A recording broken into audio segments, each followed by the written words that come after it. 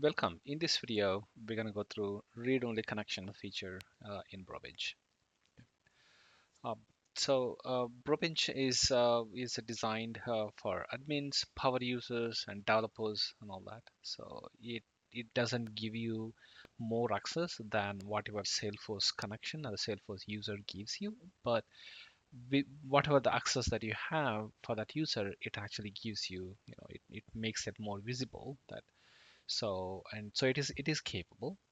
Okay. You want to make sure that you want to be responsible when you're dealing with when you're interacting with a powerful interface, and then we have higher privileges, and when especially working interacting when you're interacting with controlled environments like production, UAT, and other orgs. Okay. Um, so to facilitate that, we provide a few things, and one of the thing with this is read-only connections. So when you when you add a connection, the connection is not marked as read-only, but you can open a connection and identify that connection as read-only.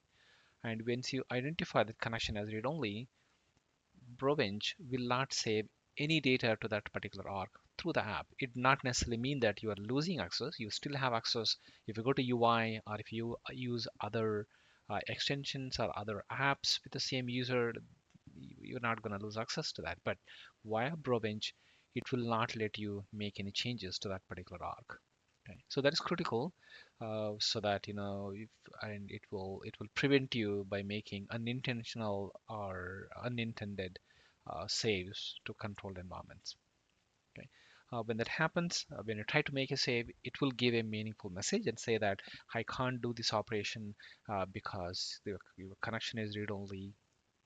Then it will ask you to go and disable the read-only, and then come back and do the operation again. And just to have that discontinuity on that, so that you explicitly disable and all that, so you can't through the operation it doesn't disable. You have to manually go and disable the read-only, and then come back and redo the operation. So that we hope that that disconnection it'll actually keeps you aware of that you are trying to save in a controlled environment. To enable read only, you can go to connection, edit the connection. You can open the connection that you are in, and then go to edit connection. Okay, and then you can check read only. Or we want to make it easier, so we also provided an option here called enable read only. Okay, the connection is not read only. We're going to show this enable read only icon. So either way, it works the same. So you can click on enable read only, and now the connection is saved as with the connection read only checked. So when that happens, you see that a log icon shows up next to the connection name in this particular area. So anytime you are here, you know that connection is read-only mode. In a read-only, you can do all fetch operations. For example, you can go query, you can view records, you can click on it, you can view the record and see all of it, but you cannot make any changes. That includes any of the changes. We don't do metadata deployments, we don't do record saves, delete, insert, or execute Apex, because Apex could contain a lot of mutating changes that we wouldn't be able to track what is that. So you cannot even execute like a system debug print in that particular cases when it is read only. So if you try to make change, you'll get an error. So for example, let's say we are trying to, billing, billing status Texas. Let's change this to Dublin. Okay, and then CA.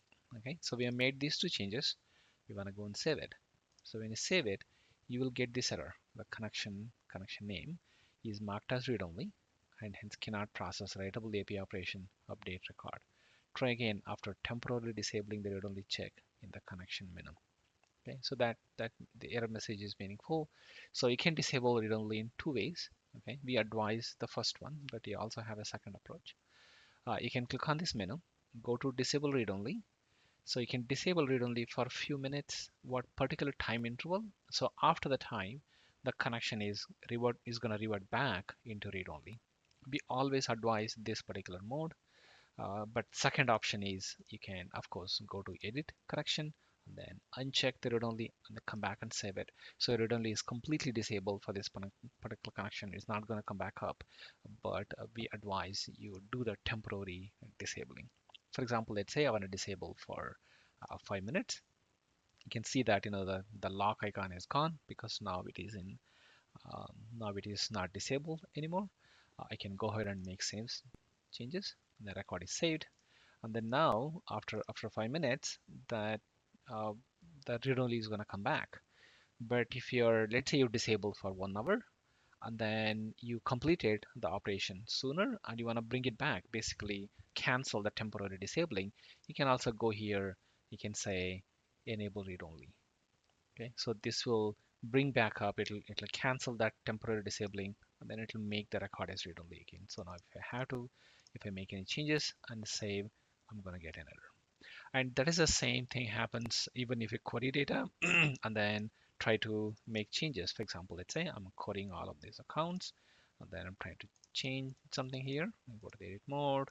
Let's say I nullify these details. I try to save. You're gonna get an error. Okay, so when you get this error, you cannot disable from this operation from this. So you have to come here and explicitly disable for the duration that you want to, and then you'll be able to make changes. The same thing happen if you try to execute the API. You can execute all the get operations, but you cannot execute any of the update operations. For example, let's say I want to do delete operation on this. I know it's not a valid model, but you get the idea. You get this error. Okay.